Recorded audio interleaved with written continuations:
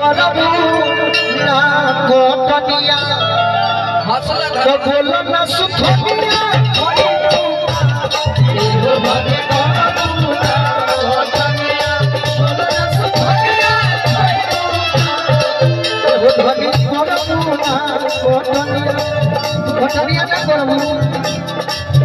कटनिया ना करबू तो का करबू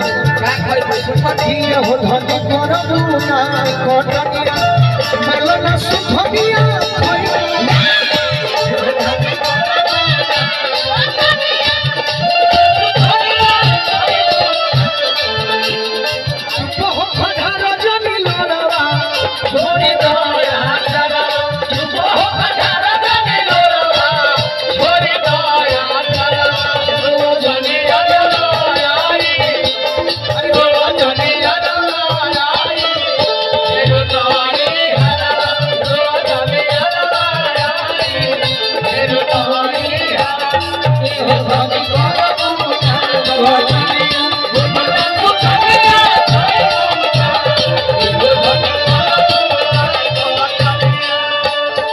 चाचा जी के आशीर्वाद मिलल,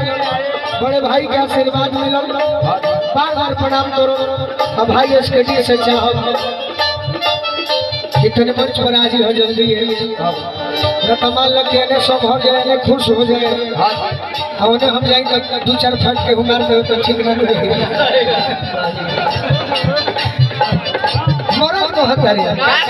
खेतवा में मिली जो खाए के अनाज हो खेतवा में मिली जो खाए के अनाज हो तबे हो भगवान जोरे भोग बुतुला